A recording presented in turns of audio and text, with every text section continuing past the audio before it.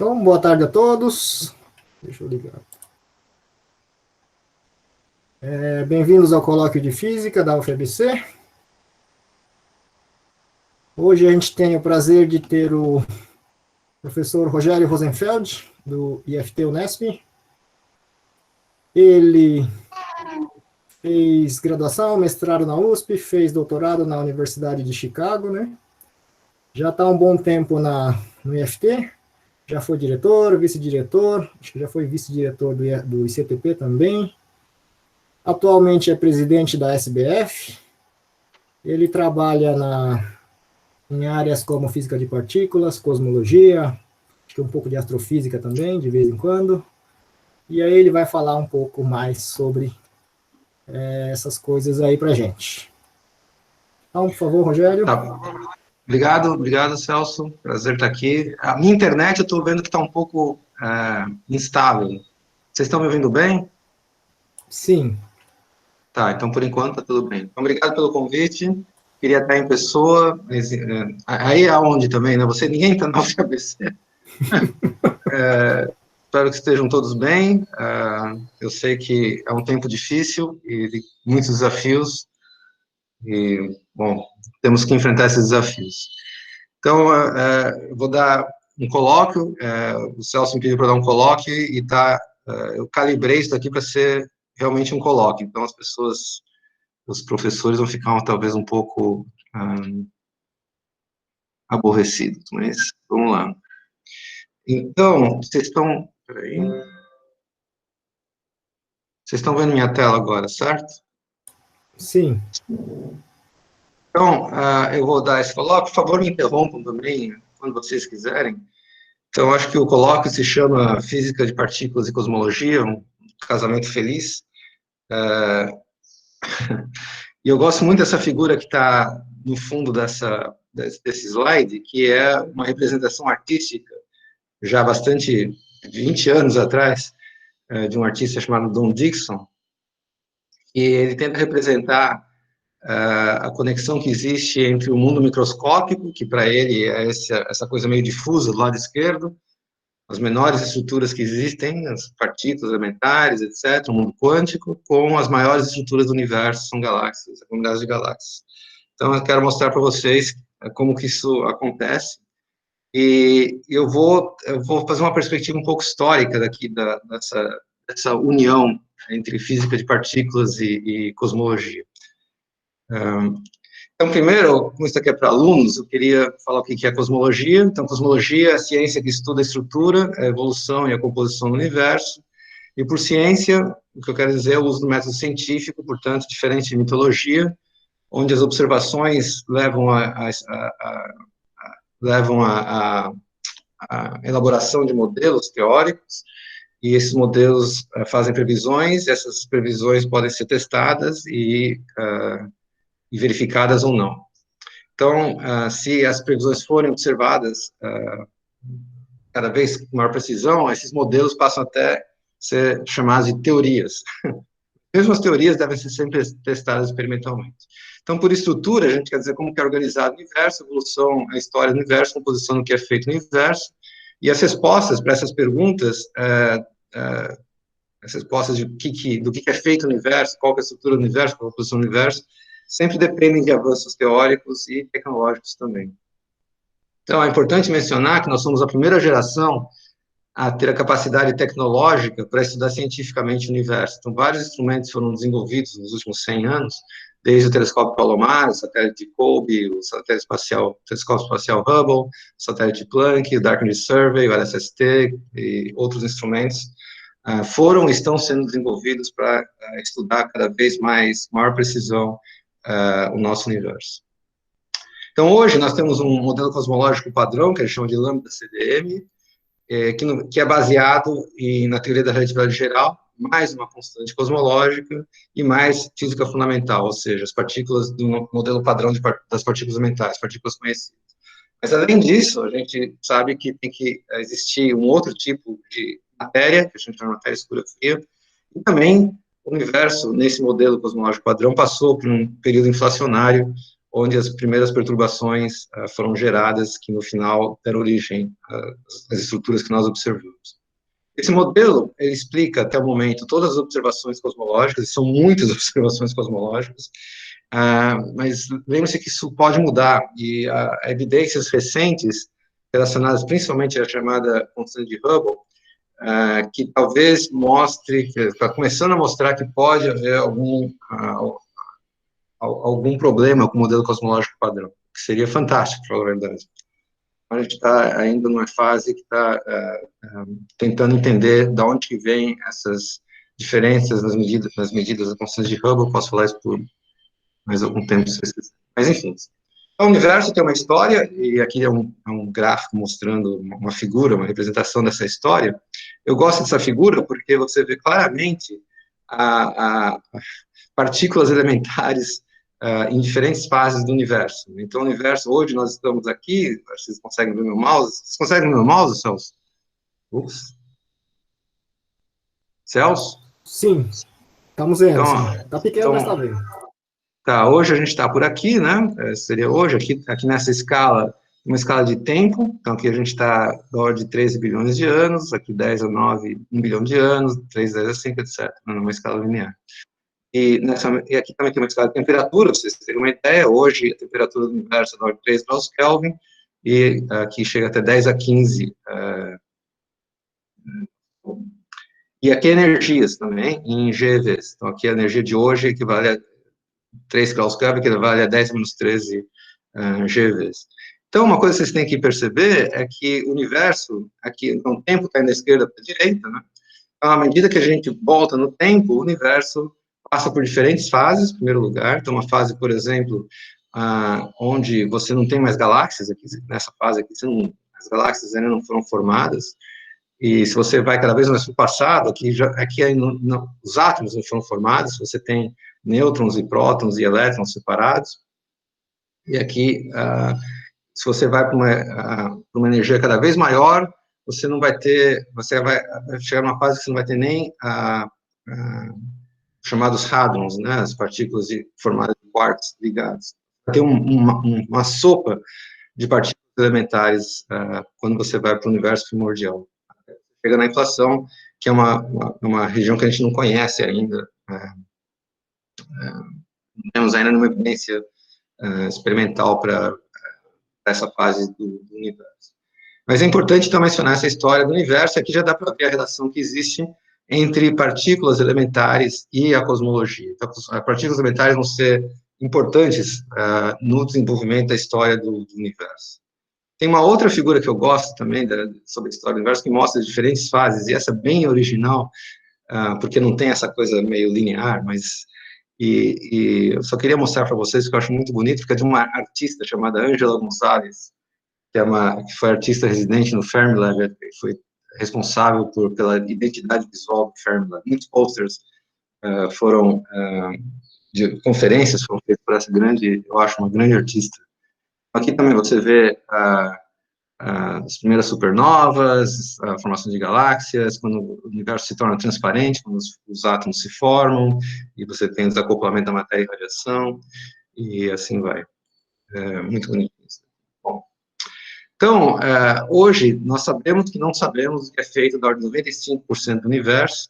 Então, essa aqui é a figura de pizza do nosso universo. Da ordem de 70% é feito de uma coisa chamada energia escura, que no modelo cosmológico padrão é a constante cosmológica.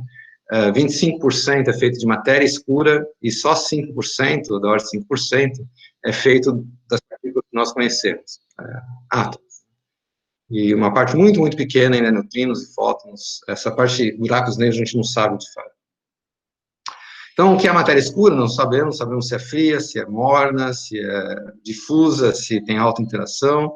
E energia escura, a gente sabe muito menos. O modelo mais simples é a constante cosmológica, mas tem muitas outras possibilidades.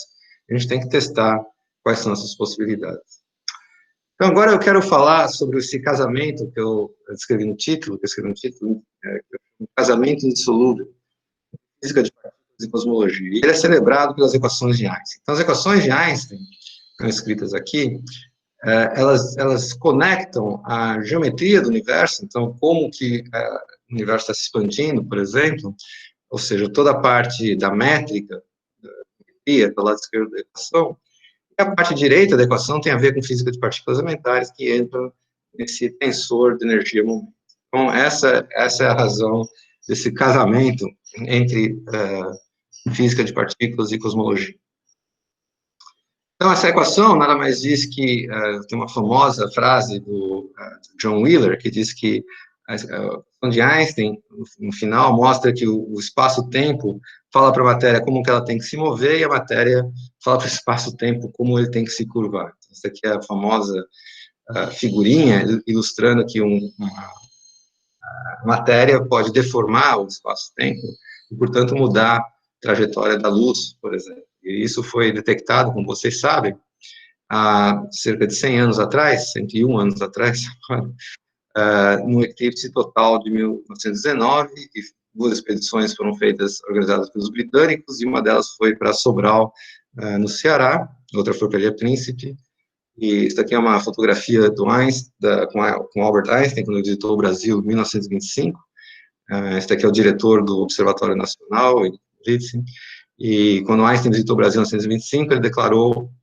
para os jornais que a ideia que a minha mente concebeu foi provada nos céus,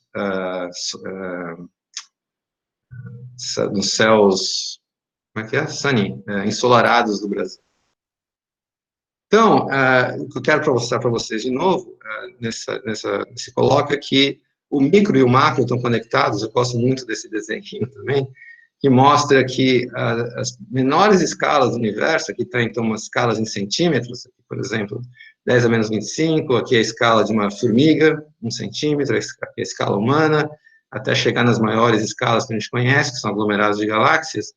Essas escalas estão conectadas, né, por essa figura mitológica chamada cobra de ouro.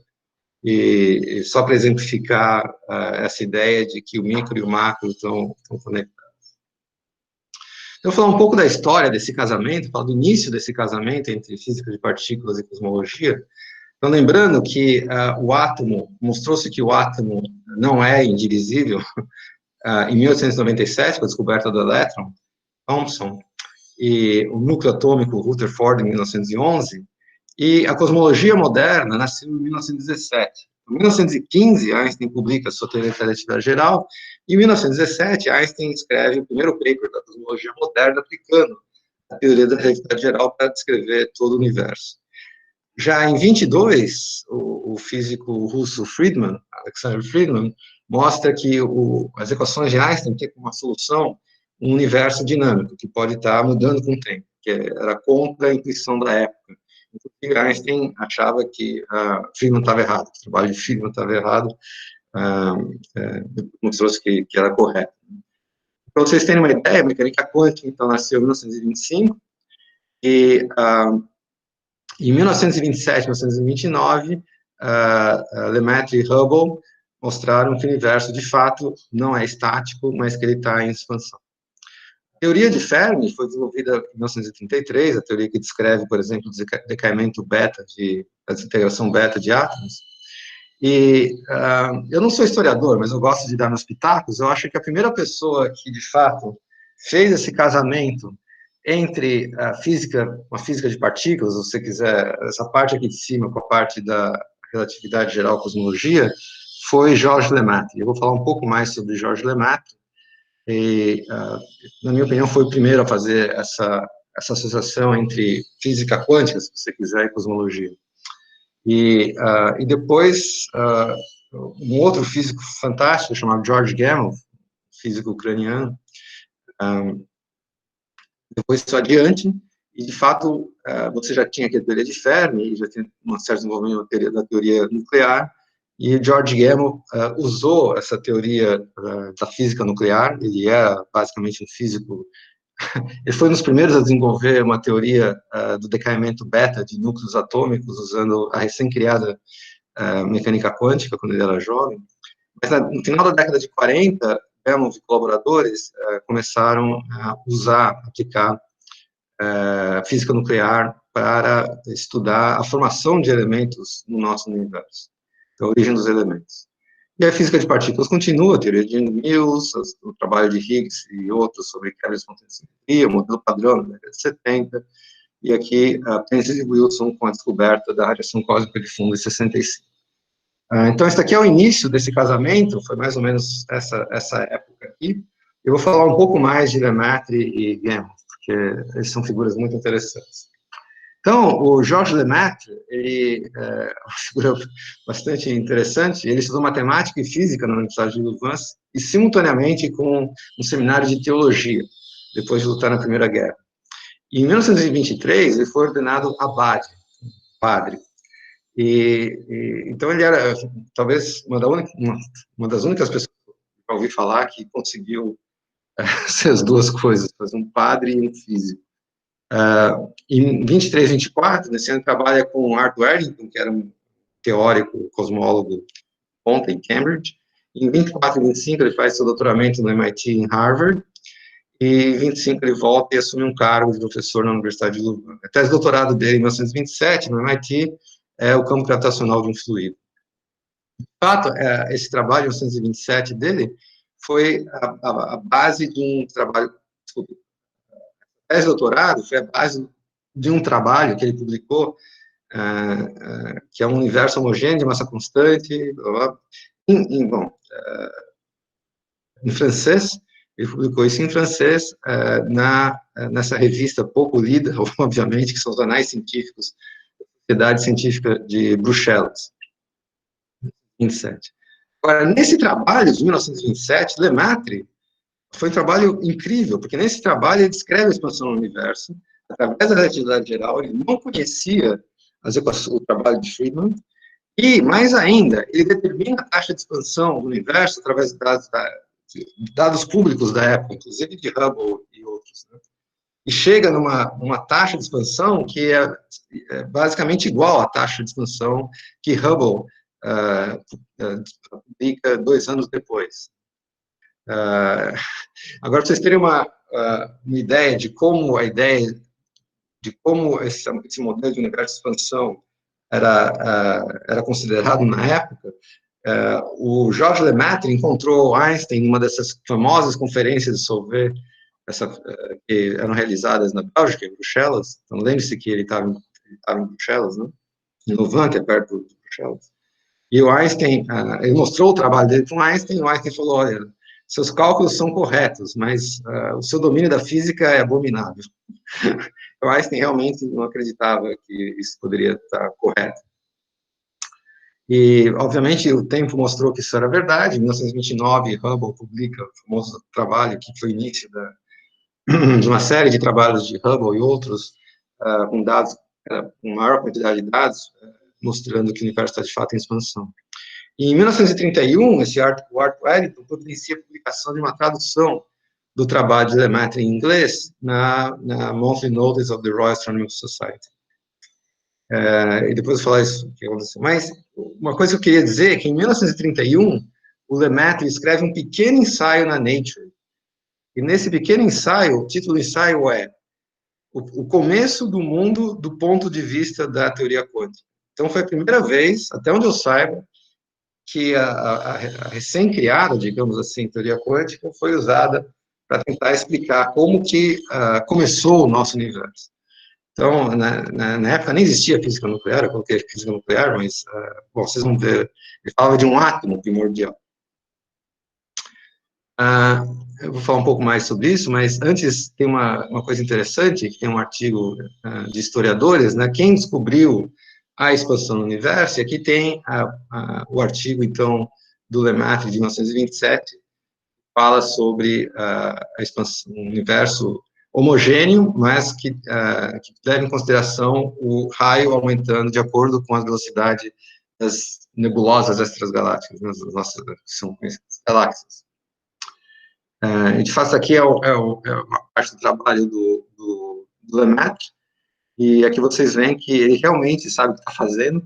Aliás, o trabalho de Hubble, se vocês olharem em 1929, o trabalho, 2 páginas que ele publicou no International Academy of Science dos Estados Unidos, não tem, a palavra expansão não existe naquele trabalho, não existe. Então, Aqui não, aqui o Lemaitre sabe exatamente o que está fazendo, calcula uma taxa de expansão, encontra uma taxa de expansão que é 625 km por segundo por megaparsec. E Hubble tinha alguma coisa de 500 km por segundo por megaparsec. Quer dizer, realmente, Lemaitre tinha descoberto a expansão antes de Hubble. De fato, isso foi reconhecido pela International Astronomical Union, IAU. Quando foi isso? Foi em 2018, isso foi reconhecido oficialmente. É uma coisa interessante, porque nessa união as pessoas votam. Foi a mesma união que rebaixou Plutão, né? E eles votaram, 78% dessa união de astrônomos foi a favor de mudar o nome da lei de Hubble para a lei de Hubble-Lemaître. Então, hoje, quando vocês falarem lei de Hubble, o correto é falar lei de Hubble-Lemaître. E aqui está Einstein-Lemaitre, em 33, então, depois daquela, vai dizer que a física dele é abominável, eles encontraram em 1933 na Califórnia. Então, esse aqui é o Lemaitre, obviamente, vestido de padre, e o Einstein. E isso daqui é um pedacinho, realmente uma nota muito pequena que ele publica na Nature, mas aqui é muito interessante, porque ele falou, se os desenvolvimentos futuros da teoria quântica irem nessa direção, a gente pode imaginar o início do universo na forma de um único átomo. E o peso atômico desse átomo é a massa total do universo. E esse átomo vai ser altamente instável e vai se desintegrar, vai se dividir em processos que ele chama de superradioativos.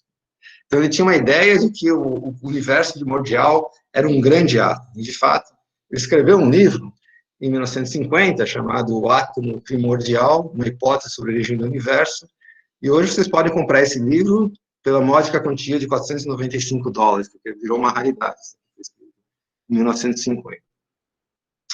E agora eu quero falar um pouco do George Gamow. Então, George Gamow, que é essa outra figura importante no desenvolvimento da cosmologia, principalmente no casamento entre cosmologia e física de partículas, ele foi estudante de física em Petrogrado, ou Leningrado, agora São Petersburgo, e teve aulas de relatividade geral com Friedman, Alexander Friedman, que era professor em Petrogrado, que foi colega do Landau, que vocês devem conhecer. E em 28, ele foi o primeiro a explicar o decaimento alfa de núcleos atômicos usando a recém-criada mecânica quântica. Ele visita Niels Bohr em Amsterdã, Cambridge e Berlim. E em 1931 ele é contratado em Leningrado. Em 33 ele deixa a União Soviética e segue para o emprego na Universidade George Washington, nos Estados Unidos. 38 a 45, ele trabalha em evolução estelar, usando física nuclear, e talvez vocês já tenham ouvido falar que o Gamow, junto com o Mario Chamber, propuseram o chamado processo Urca, importante na formação de supernovas, porque eles foram os primeiros a pensar que neutrinos, e mais, novamente, física de partículas elementares, produzidos no processo de contração de uma estrela, eles roubariam energia estrelas e resultando em um colapso maior, formando uma supernova. Peguei o famoso processo Urca, que muita gente acha que é um acrônimo, mas de fato é só devido ao famoso cassino da Urca, que certamente vocês não devem conhecer, mas havia um cassino famoso no Rio de Janeiro nos anos 40, Urca, e a ideia é que os neutrinos roubavam energias como o dinheiro era perdido nesses cassinos. Bom, enfim. E de 45 a 52, ele se dedicou ao trabalho de cosmologia com a física nuclear, e ele estudou a possibilidade da origem dos elementos químicos mais leves, os núcleos atômicos mais leves, como deutério, hélio, lítio, a partir do universo primordial quente e denso. De fato, o nome Hot Big Bang veio dessa época. E teve um famoso artigo, que eu vou mencionar em breve, que é o artigo Alfa Beta Gama, foi publicado em 1948, que foi o primeiro artigo, de fato, que mostrou que esses elementos poderiam ser gerados nos primeiros minutos do universo. Depois ele trabalhou em código genético, vocês têm uma ideia que é bem eclético, e uma das coisas que eu particularmente acho mais impressionantes sobre George Gamow, além desses trabalhos fantásticos, é que ele se dedicou muito à divulgação científica. George Gamow escreveu uma grande quantidade de divulgação científica.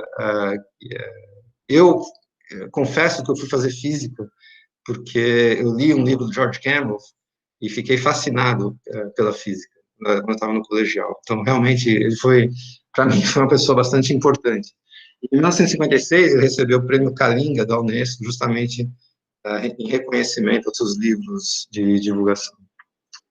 E, então, aqui, um dos primeiros trabalhos dele, em cosmologia, usando física de partículas, é esse trabalho aqui, em 1949, já está na Universidade de George Washington, onde ele fala sobre uma teoria sobre a origem das espécies. É claro que ele estava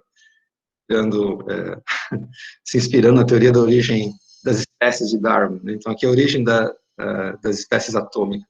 E aqui ele já tinha escrito o famoso trabalho Alfa Beta Gama. A outra coisa que é importante dizer é que o George Gamow era um brincalhão, ele gostava muito de fazer brincadeiras.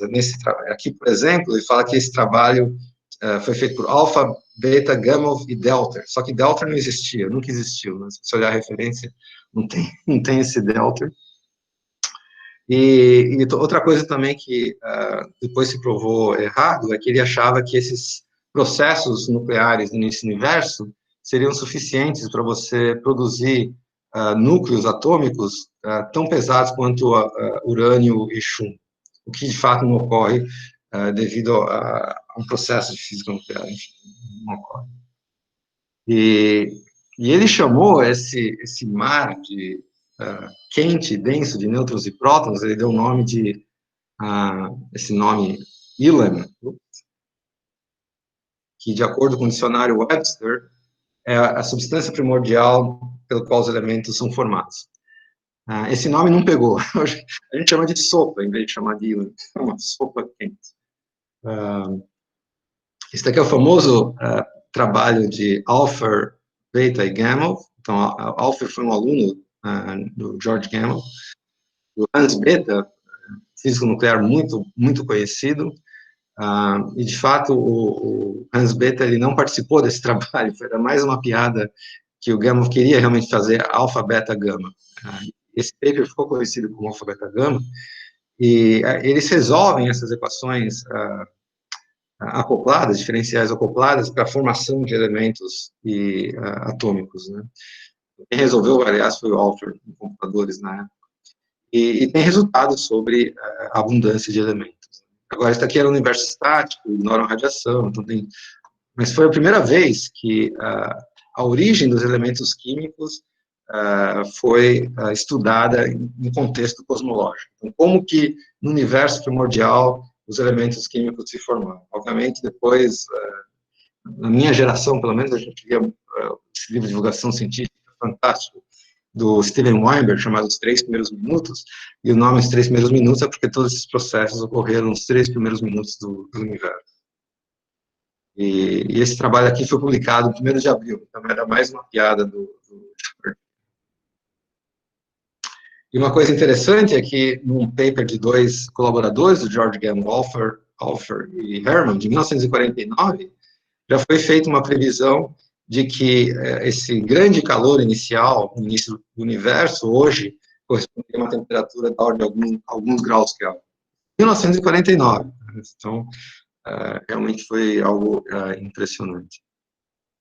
A primeira previsão da radiação cósmica de fundo, que a gente conhece hoje, que foi descoberta em 1965 por Penzias e Wilson, recebendo o Prêmio Nobel em 1978. Isso aqui é uma figura com Alpher aqui, esse é o Hermann, e aqui é uma garrafa dessa substância chamada Elam, com a figura do Gamow saindo da garrafa, o gênio saindo fora da garrafa. Mas a cosmologia, nessa época, ainda não era uma ciência levada a sério. O famoso Landau, amigo do George Gamow, tem uma frase que ficou bastante conhecida, que os cosmólogos estão sempre em erro, mas nunca em dúvidas, né? E quando eu comecei a estudar cosmologia, a idade do universo era dada por 10 elevado a 9, mais ou menos 1 ano. Então, a incerteza na idade do universo estava no expoente desse número aqui. Hoje, a idade do universo é conhecida com bastante precisão, e a gente vai chegar nisso daqui a pouco. Então, o primeiro filho, talvez, desse casamento entre física de partículas e cosmologia foi a descoberta da radiação cósmica de fundo em 1965 e o prêmio Nobel em 1978 para Penzias e Wilson. Agora, falar um pouco do meio do casamento. Tá? Então, depois dos trabalhos do Gamow e antes de uma fase de alta precisão. Então, primeiro, queria dizer para vocês que o Big Bang, essa teoria que a gente conhece, ele prevê que existem da ordem de 400 fótons que vêm daquele calor inicial do universo, 400 fótons por centímetro cúbico, cada centímetro cúbico do universo. E também da ordem de 100 neutrinos que são produzidos no início do universo por centímetro cúbico. E, portanto, é muito fácil você obter um limite na soma da massa dos neutrinos se você exigir que a contribuição dos neutrinos não seja maior, por exemplo, que a soma que a matéria que tem no universo. E foi isso que Gerstein e Zeldovich fizeram em 1966. Eles obtiveram um limite para a soma da massa de neutrinos, simplesmente exigindo que eles não dominassem o universo hoje. E esse limite foi, digamos, redescoberto em 1972. Hoje, muitas vezes a gente chama esse limite de Kausik-McClellan, mas, de fato, quem descobriu primeiro esse limite foi Gerstein e Zeldovich. E também, os estudos da formação de elementos leves no universo, eles foram cada vez mais, se tornaram cada vez mais precisos. E as medidas também da abundância desses elementos mais leves, principalmente de hélio, também se tornaram mais precisas. E isso eu acho também muito importante e interessante, é que na década de 70 começou-se a colocar limites no número de neutrinos que vem exatamente dessa previsão da quantidade de átomos de hélio produzidos nos 3 primeiros minutos do universo. E aqui tem um trabalho publicado em 77 do Gary Steigman, David Schramm e James Gunn sobre o limite cosmológico no número de neutrinos massivos. Eu gostaria de destacar 4 físicos nessa fase mais intermediária, que foram importantes para essa união entre física de partículas e cosmologia. Isso aqui é uma coisa bastante pessoal, tá? Como eu disse para vocês, eu não sou historiador da física, isso aqui é da minha própria experiência. Então, eu diria que os físicos que eu gostaria de destacar dessa época são David Schramm, Gary Steigman, Michael Turner e Edward Rocky Cole. E uma coisa muito importante que aconteceu em 1983 é que o diretor do laboratório dos Estados Unidos chamado Fermilab, esse diretor é o Leon Lederman, com uma visão incrível, ele cria um grupo de astrofísica num laboratório de física de partículas elementares. Isso é fantástico. E ele recruta para trabalhar no Fermilab o David Schramm, Rocky Cole e Mike Turner. Esse aqui é um livro escrito pelo Lederman e o David Schramm, escrito From Quarks to Cosmos, Tools of Discovery, os livros interessantes. E o David Schramm, de fato, era mais sênior e ficou responsável, chefe desse grupo, né? Já era professor na Universidade de Chicago também, e foi uma das pessoas que mais promoveram esse casamento entre física de partículas e cosmologia, e formou uma geração de pessoas trabalhando nessa área. E uma coisa interessante também, histórica, que eu queria falar, é que o professor Mário Novello, e outros junto com ele, mas principalmente Mário Novello, ele organiza desde, não lembro direito, se é desde final da década de 70, se não me engano, uma escola chamada Escola Brasileira de Cosmologia e Gravitação, BSCG, Brasília School of Cosmology and Gravitation. Uma escola a cada 2 anos. E a 4ª escola, em 1984, teve a participação do Schramm e do Kolbe. Então, eles vieram, foi no Rio de Janeiro, e eles vieram para dar cursos nessa escola. E eu, agora, minha nota pessoal também, eu fui aluno nessa escola, nessa época, em 84, e foi nessa época que eu conheci o David Schramm e o Rocky Kolbe, e foi graças ao David Schramm que eu fui aceito para fazer meu doutoramento na Universidade de Chicago. Então, o David Schramm era professor na Universidade de Chicago, e eu conversei com ele durante a escola, e ele me incentivou a aplicar para a Universidade de Chicago, tenho certeza que foi graças a ele que eu consegui ser aceito para fazer o doutoramento na Universidade de Chicago. Aqui também eu coloco um livro que me influenciou muito, acho que influenciou uma geração de pessoas trabalhando na interface de física de partículas e cosmologia, que é o The Early Universe, que foi publicado em 1990, e a autoria é do Colby Turner. Para mim, esse é um dos melhores livros de cosmologia, ainda hoje, não teve uma segunda edição, ele não é atualizado. Tem um dos apêndices mais fantásticos que eu conheço de conversões de unidades, que eu quase toda hora eu tenho que usar, e é um livro que fez história. Então, foi um livro bastante importante. Também essa parte de fazer conferências e da interface entre cosmologia e física de partículas e inner outer space.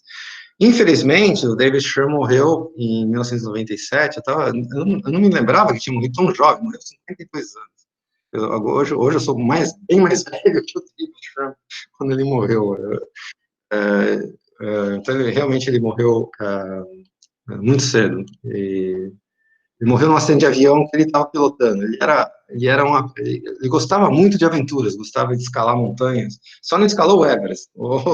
Quase todas as montanhas ele escalou. Ele tinha também um avião. Parece que ele teve mais do que um avião. E ele morreu num acidente com um aviãozinho dele. Estava sozinho no avião. Ele morreu em 1997. Então, depois dessa fase, vem uma fase onde, com experimentos, estudaram a radiação cósmica de fundo com maior precisão. Então, eu chamaria essa fase, depois da década de 90, digamos, começou na década de 90, é o início da fase da era de precisão da radiação cósmica de fundo. E 3 satélites foram importantes para isso: o satélite COBE, o satélite WMAP e o satélite Planck, que deixou de parou de tomar os dados em 2015. Aqui mostra a precisão com que eles conseguiam observar a radiação cósmica de fundo, né, a resolução, para ver essa diferença nas cores, são as diferentes, são as pequenas flutuações de temperatura que trazem muita informação a respeito do nosso universo. Então, o COBE basicamente conseguiu ver que tinha alguma coisa, e agora o Planck fez medidas muito precisas dessa radiação cósmica de fundo. E aí o segundo filho, estou chamando filhos de prêmios nobres, foi justamente para as pessoas que desenvolveram o COBE, que foi o primeiro satélite que descobriu que a radiação cósmica de fundo, ela não é totalmente homogênea isotrópica, ela tem pequenas flutuações.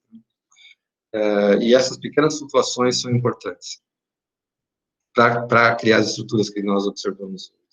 Flutuações de uma parte em 100 mil, são realmente muito pequenas. E finalmente, mas o terceiro filho surgiu bem mais recentemente, não bem mais recentemente. O COBE tomou dados no início da década de 90, no final da década de 90, teve uma grande surpresa com as medidas de supernovas que mapeavam a expansão do universo. E a grande surpresa é que o universo não só está em expansão, mas como essa expansão é acelerada, e isso foi evidência para a existência da que a gente chama hoje de energia escura.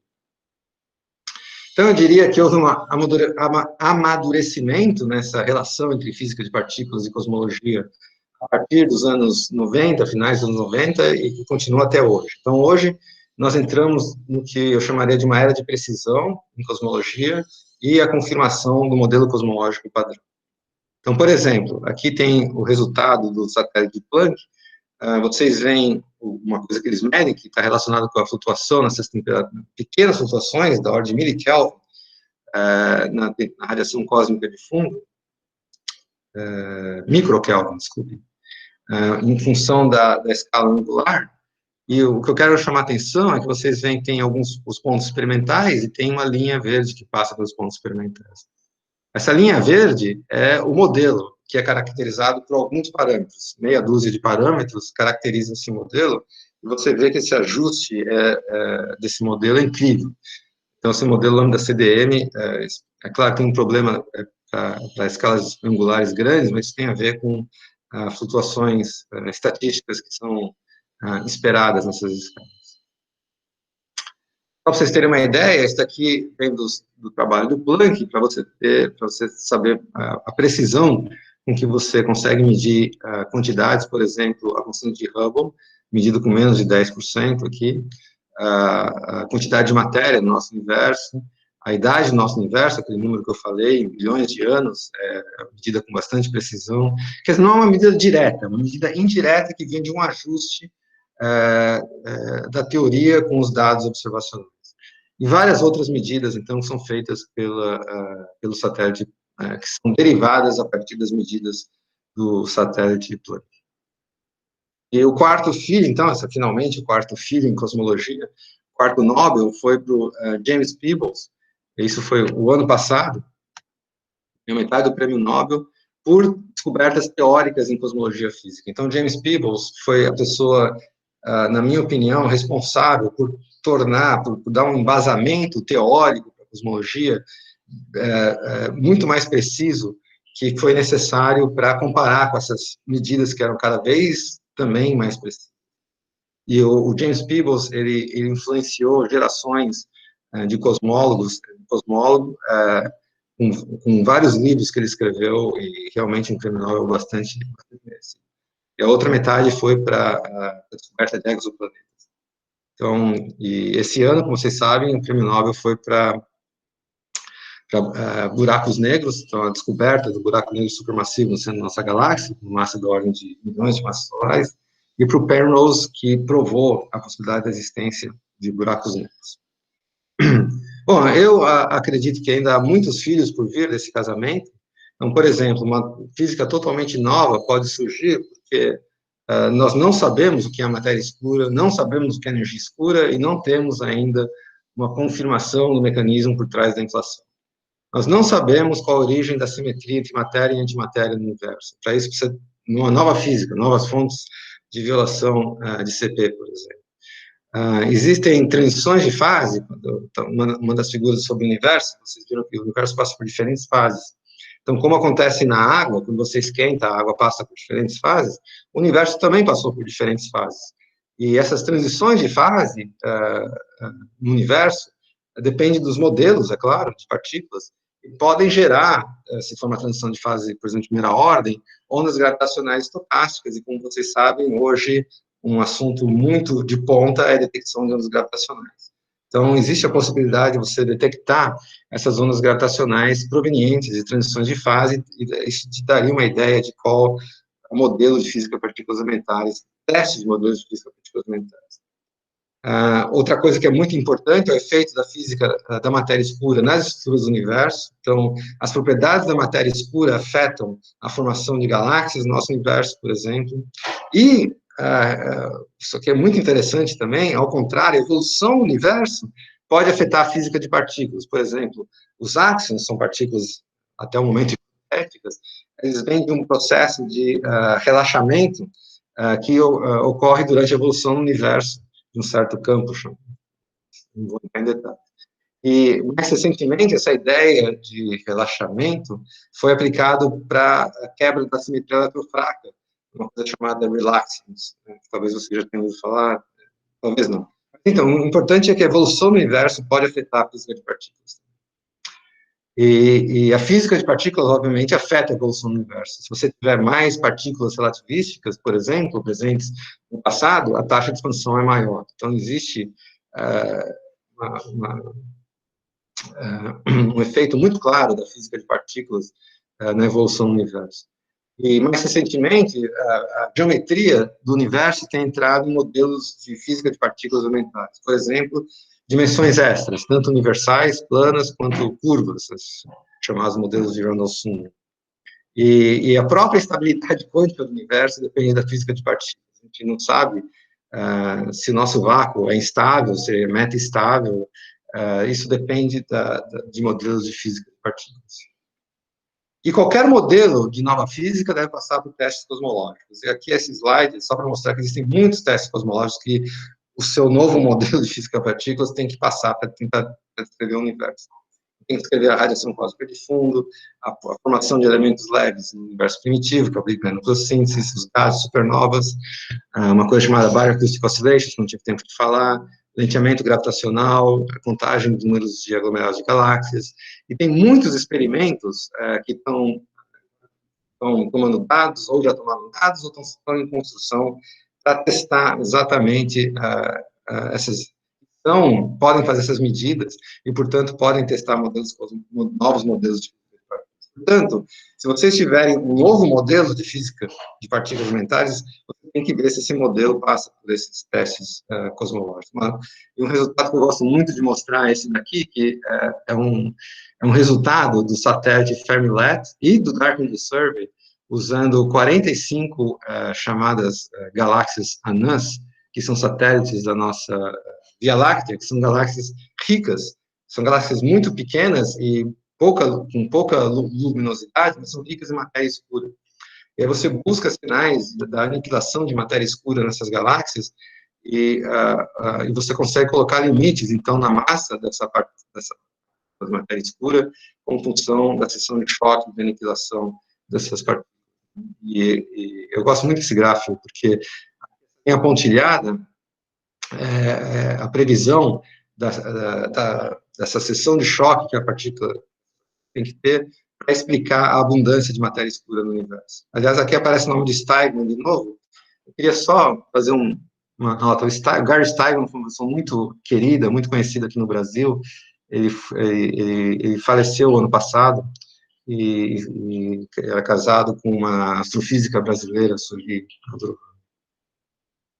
Mas, enfim, aí você começa a colocar limites, então, porque se você estiver abaixo dessa curva, você tem uma superprodução de matéria escura, então esses modelos estão eliminados.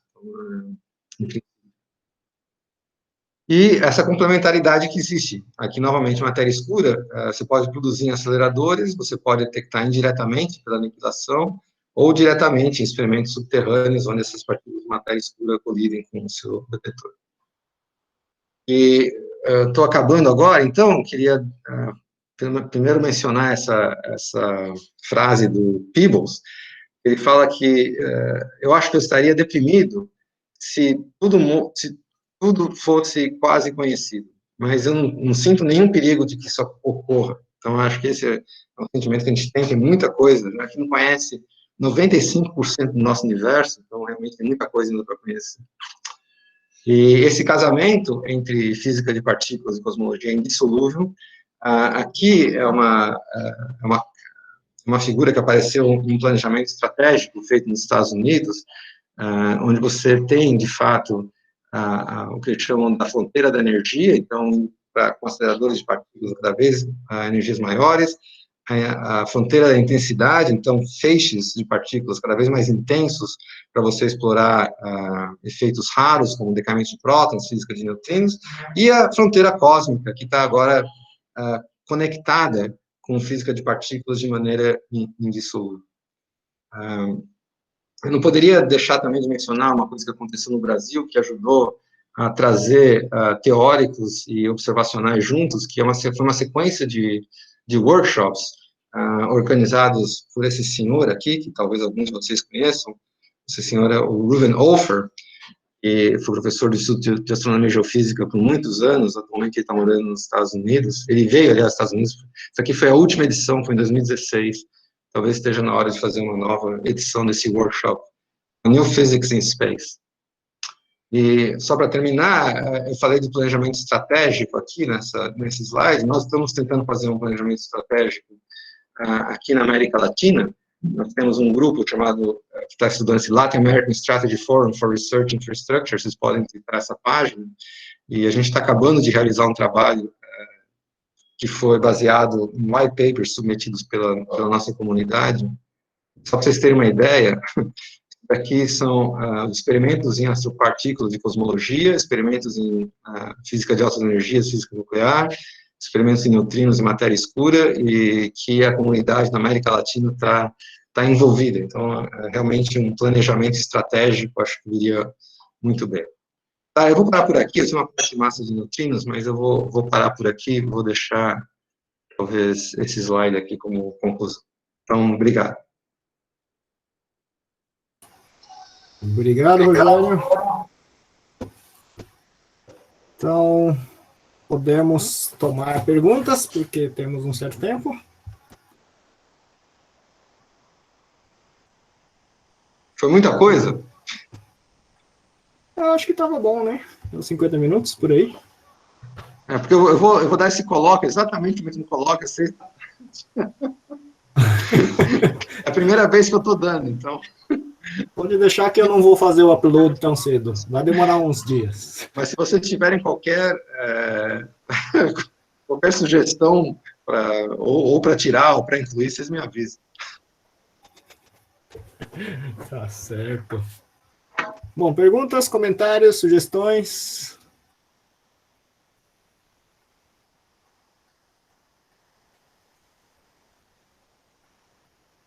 Bom, já que ninguém. Bom, então tem uma perguntinha então. Você está acompanhando. Nesse casamento aí, nos últimos anos, tem um pessoal que está conseguindo tirar limites com ondas gravitacionais para as escalas lá em cima, né? De Guts, assim.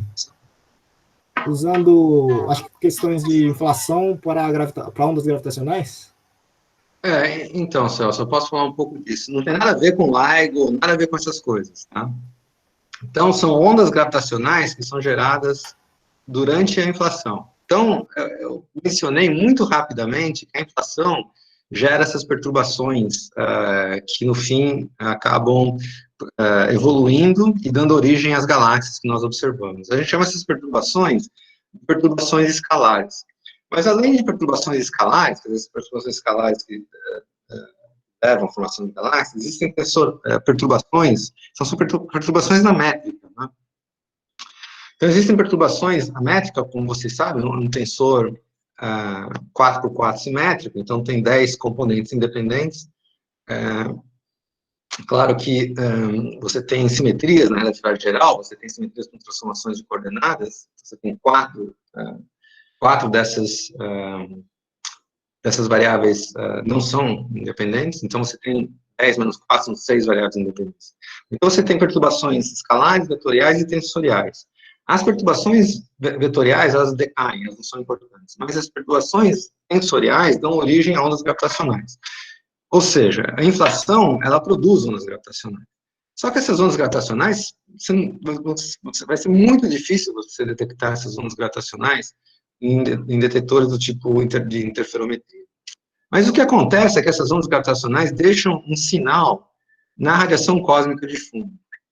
E é o que a gente chama de, o nome que se dá, ela cria alguns modos da radiação cósmica de fundo que não estariam presentes naturalmente, chamado B-modes.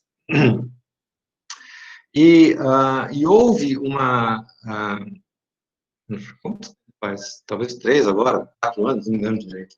Houve um experimento chamado BICEP, que disse, que afirmou a detecção desses B-modes. Esses B-modes, se fossem detectados, realmente seriam uma evidência para as ondas gravitacionais geradas durante a inflação. O importante também é que, se você souber a intensidade dessas ondas gravitacionais geradas durante a inflação, você tem acesso direto à energia, à escala de energia onde essas ondas foram geradas, ou seja, a escala de energia de inflação. Então, isso gerou uma excitação enorme na comunidade, inclusive, talvez vocês lembrem, que uma das pessoas que foi entrevistada foi o André Linde, cosmólogo famoso em Stanford, que foram para a casa dele entrevistar, blá, blá, blá. Acontece como toda medida, né, toda medida, se a física é uma ciência experimental, antes de tudo, está sujeita a contaminações. E, posteriormente, foi descoberto que, realmente, esses B-modes eram devidos à contaminação por poeira. Então, não foram detectadas ondas gravitacionais primordiais, mas você tem um limite, né? Existem limites, e agora os dados mais recentes do BICEP são combinados com os dados do Planck, e você coloca limites. E esses limites, Celso, são importantes para você eliminar modelos de inflação. Então, por exemplo, o modelo mais simples de inflação é um modelo com campo escalar. Um modelo com campo escalar rolando um potencial. Então, o potencial caracteriza o modelo inflacionário. O modelo lambda F4, que você poderia pensar um modelo natural, está totalmente excluído já. O lambda F4 não é um modelo que pode explicar a inflação. Mesmo o lambda Φ2, que seria a coisa mais simples possível, um campo escalar massas, simplesmente isso, aliás, foi a base do trabalho chamado inflação caótica, do Andrei Linde, também já está excluído. Então, esses resultados são importantes, apesar de não haver uma detecção direta, uma detecção desses bimodal, ondas gravitacionais primordiais, só os limites já estão sendo suficientes para você excluir uma grande classe de modelos.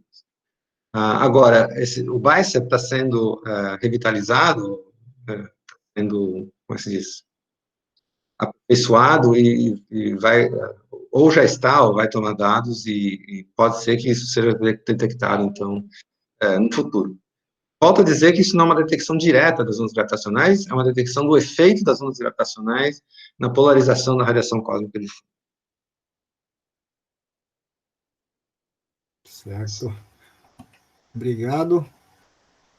Tem uma pergunta aqui no chat da Luana, que ela está pedindo para você comentar sobre as discrepâncias sobre as medidas da constante de Hubble. Oi, Luana, tudo bem? Você vai dar como é que é a física num copo d'água? Vai ser legal. A Luana vai fazer uma apresentação, se é que já não fez, acho que não fez ainda. Então, tensões, né? Voltando à analogia do casamento, todo casamento, às vezes, passa por situações tensas, né? E a tensão está existindo agora em cosmologia, com medidas da constante de Hubble. E essas tensões, sabe quando elas aparecem? Elas aparecem quando as medidas são boas demais. Então, você tem dois conjuntos de medidas da constante de Hubble com uma incerteza muito pequena. Então, vocês viram, eu mostrei o resultado do Planck, que é uma medida indireta da constante de Hubble, que é 67, mais ou menos, 0,5, alguma coisa assim.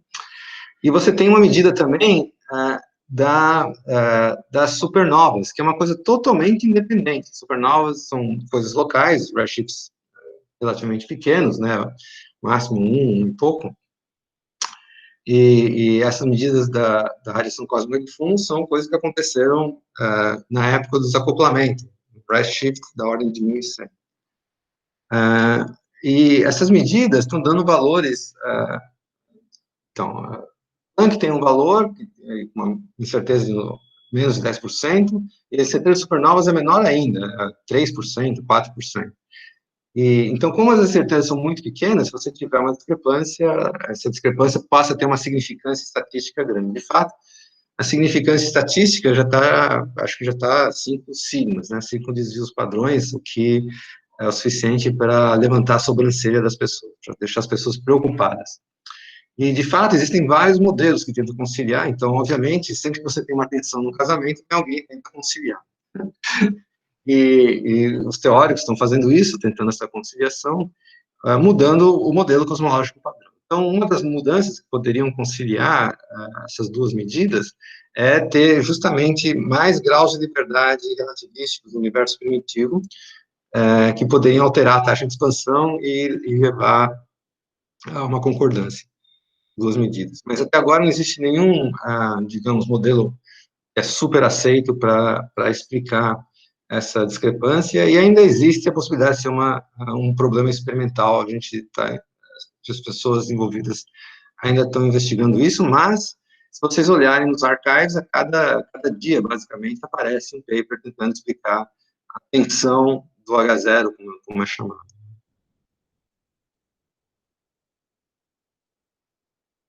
Muito bem. Mais perguntas do Rogério? Bom, a Luana está agradecendo no chat aí. Ela falou que vai dar a palestra da água amanhã. Vale a pena assistir, viu, pessoal? Muito bem. E mais perguntas pelo chat também? Alunos?